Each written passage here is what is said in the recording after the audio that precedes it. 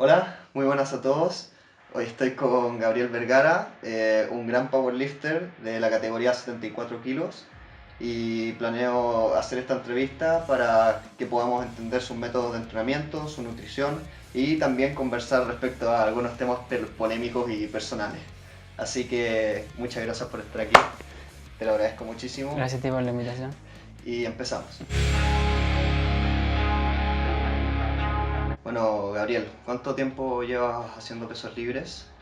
Bueno, desde que empecé los pesos libres llevo alrededor de 4 años, atrás desde que me inicié, pero de forma ya más metódica llevaré unos 2 años máximo. O sea, típico cuando uno empieza ya más principiante los primeros años, tiende a no hacer las cosas de forma correcta o a imitar a gente que realmente no lo hace bien. Entonces el primer año y medio más o menos fue como un poco de desperdicio, pero en el fondo igual sirve como para tener una pequeña base, pero dentro de los logros, lo que he progresado actualmente no ha sido muy relevante.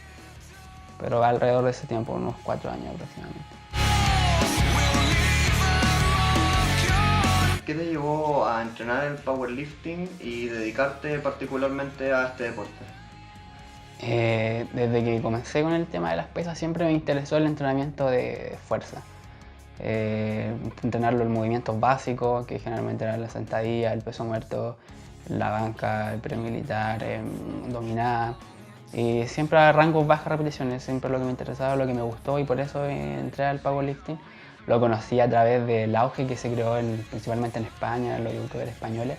Power Ahí, Explosive. claro, Power Explosive, que ahí aprendí muchísimo la base de del interés después en aprender.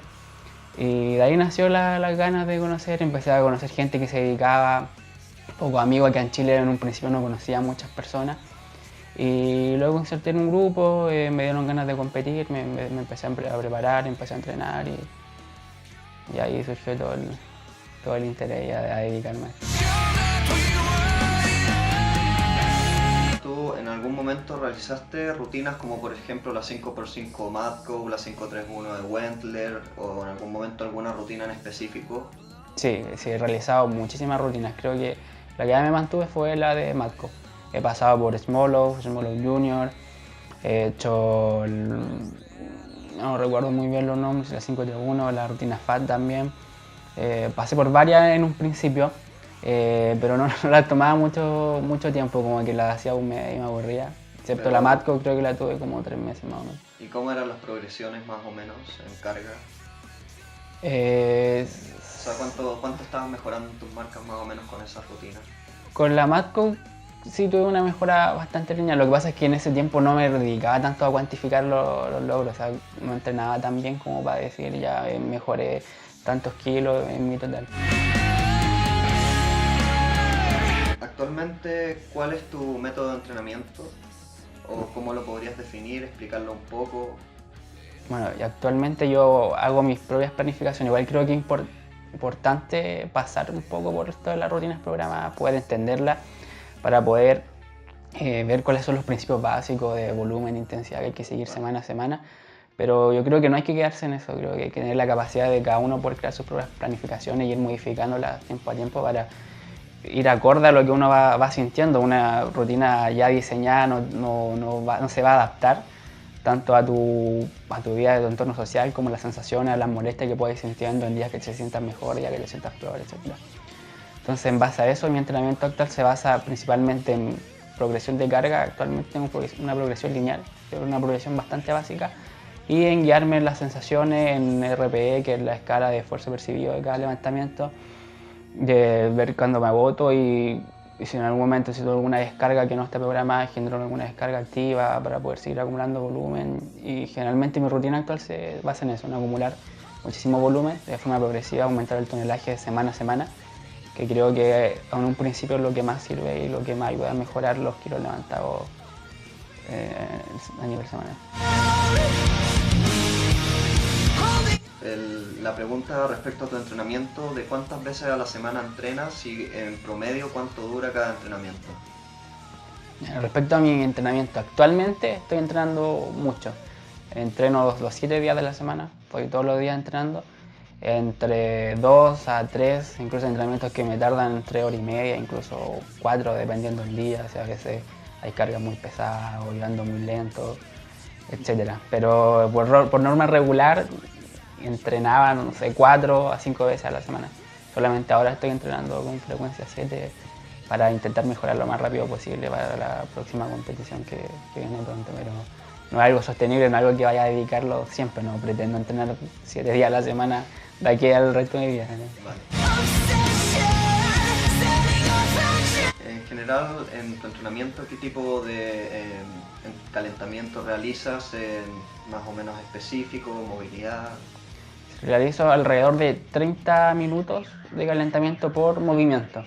Empiezo con estiramientos dinámicos, un ejercicio de movilidad y ejercicios compensatorios con banda elástica. Dependiendo de cada movimiento, por ejemplo en press banca uso ejercicios para la musculatura posterior, para mejorar la retracción escapular, corregir todas las descompensaciones que produce el press banca y evitar lesiones. En cuanto a tu preparación para una competición, ¿qué tiendes a hacer? Estoy hablando de máximo a un mes de la competición. ¿Qué tiendes a hacer en tu entrenamiento? O sea, a nivel bien general, o sea, primero tiendo a calcular cuántas semanas me voy a tomar para dedicarme 100% a la competencia. Generalmente en las competencias que he tenido tiendo a ocupar la mayor cantidad de tiempo posible, o sea, más de 12 semanas o 13 semanas. Ahí planifico cuántas semanas voy a estar acumulando volumen para ya en la última aumentar la especificidad de lo que va a ser la competencia, aumentar la intensidad de las cargas, disminuir el volumen, eliminar la fatiga, aumentar la preparación para poder movilizar y en las últimas 4 semanas ya estoy entrenando con menos frecuencia, moviendo prácticamente singles, recuperándome, tratando de disminuir la fatiga al máximo, las molestias, las dolencias. Y eso en términos de entrenamiento y en términos de nutrición, ajustarme al peso corporal que tengo que dar en competición y en 4 semanas antes de competir ya empezar a cortar el peso. Generalmente me tiendo a mantener a 1 o 2 kilos sobre mi categoría, entonces tengo que eliminar ese peso a través del líquido corporal. Antes de empezar con el powerlifting, yéndonos un tiempo más atrás, ¿te dedicabas a algún deporte en específico o simplemente eras alguien que iba al gimnasio? Sí, antes del powerlifting, o sea, yo practicaba pesas, como te había contado, más o menos como 2 años antes de sentarme bien en el powerlifting. De todas formas, igual practicaba artes marciales antes de practicar las pesas.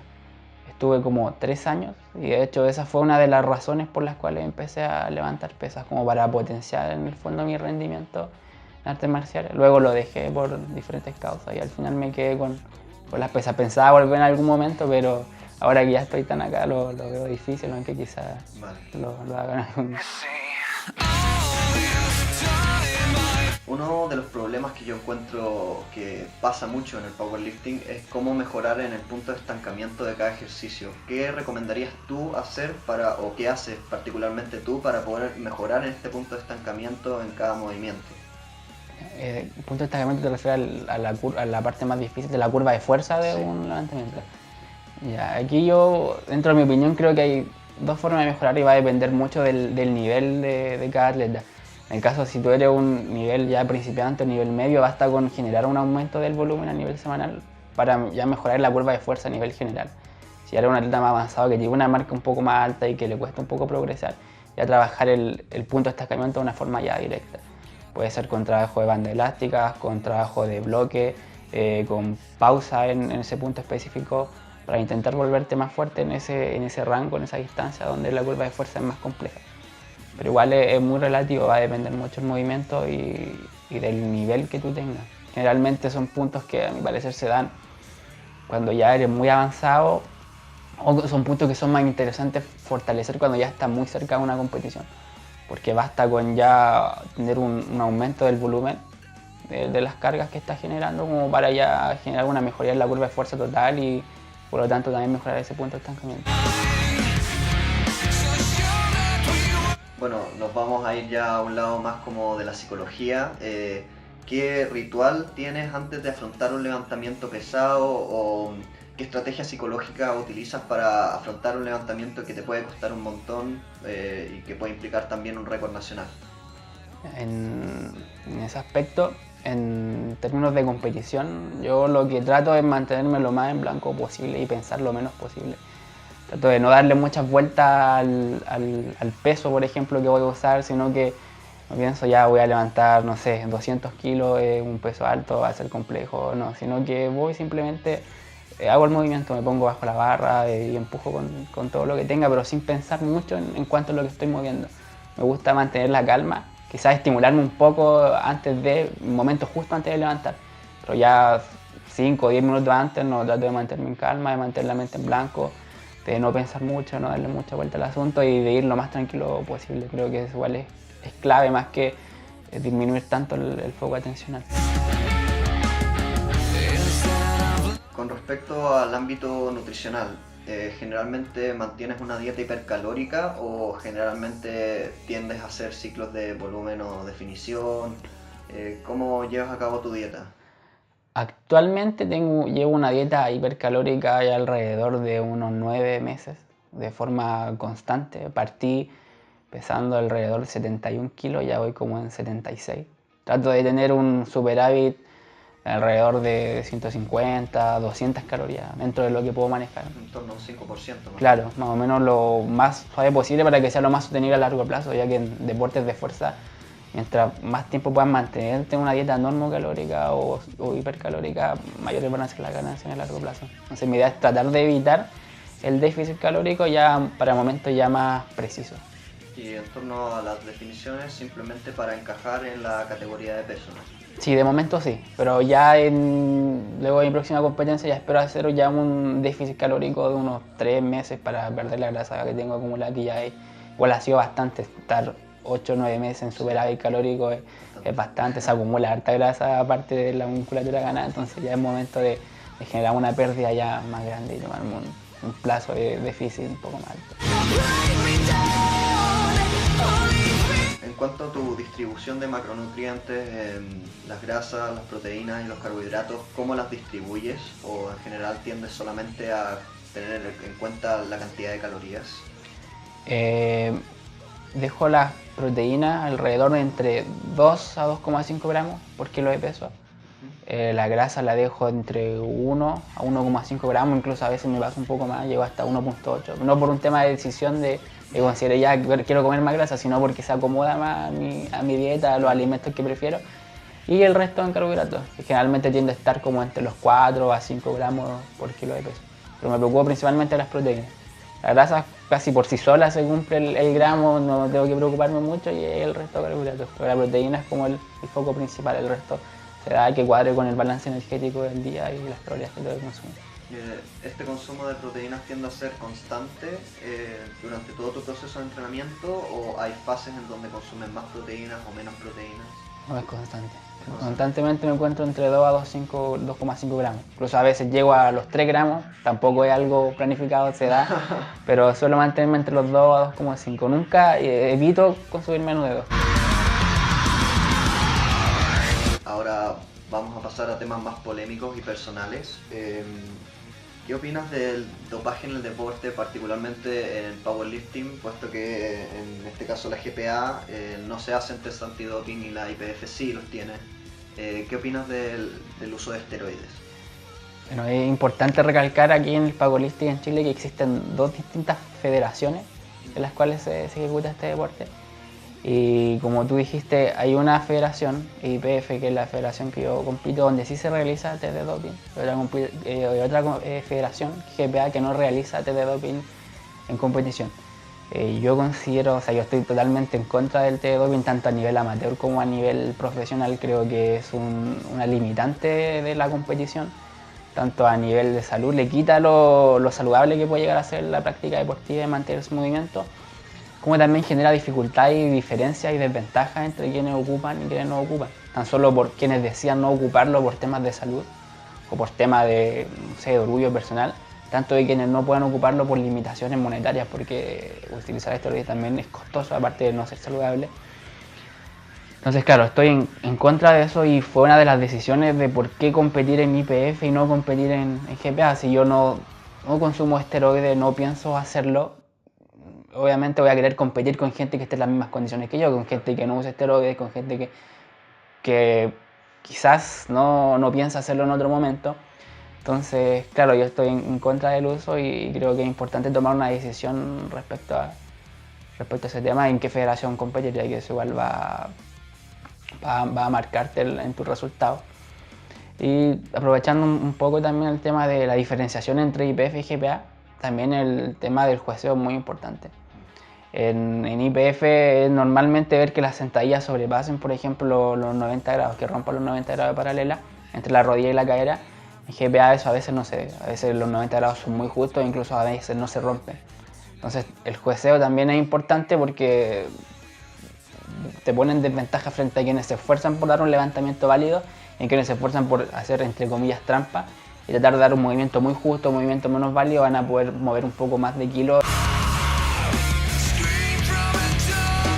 Bueno, ¿en algún momento de tu carrera deportiva has pensado en utilizar esteroides? Pensarlo en utilizarlos como tal, no. Pero sí hubo un momento más principiante de la curiosidad de conocer qué eran los esteroides.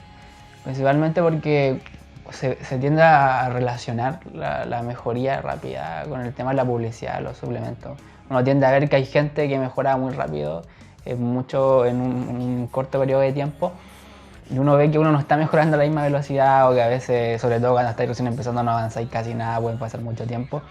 Y uno tiende a pensar, este tipo está mejorando porque consume suplementos, consume proteína, no sé, por ejemplo, consume aminoácidos, etc. Pero al final fuera de eso se esconde el uso de esteroides, entonces ahí como que produce mi interés. Un tiempo de conocer qué era, yo no tenía idea ni siquiera que los esteroides eran hormonas artificiales. Por ejemplo, no sabía que la producción endógena de hormonas del cuerpo se paralizaba por el consumo de hormonas exógenas, etc. Entonces ahí como que hubo un tiempo que investigué al respecto y ahí ya como que catapulté la decisión de no consumirlo por lo nocivo que pueden llegar a ser.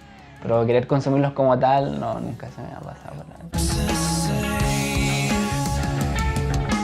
Con respecto a la suplementación deportiva en el ámbito nutricional, ¿consumes algún suplemento en específico? Sí, de forma regular consumo 2 suplementos. Uno que es la creatina, que ya llevo un buen tiempo utilizándola, 10 gramos diarios sin hacer ciclos, ocupándola de forma regular. La llevaré más de un año aproximadamente. Y ácido graso omega 3, aproximadamente 1 gramo entre EPA y DHA. Y de forma regular consumo batido de proteína de cero leche, pero de forma muy esporádica, solamente en caso de emergencia que no tenga disponibilidad de alimentos sólidos alto en proteína alrededor. El último batido, por ejemplo, que me tomé fue ya hace más de un mes. Ya tengo un tarro de 5 libras que me ha durado como un año, ya no tomo casi nunca. Bueno, ya para ir terminando esta entrevista, Gabriel, ¿cuáles son tus metas como más a futuro y a corto plazo ahora en powerlifting? Ahora actualmente me estoy preparando para un campeonato sudamericano que se va a realizar en Buenos Aires, donde el campeonato nacional pasado fue clasificatorio, el cual va a ser en diciembre, y mis metas son tratar de subir mi total en alrededor de 50 kilos, tratar de acercarme lo más posible a los 600 kilos totales. Y una meta más específica es tratar de romper el récord sudamericano en sentadilla en mi categoría, que actualmente se encuentra en 220 kilos.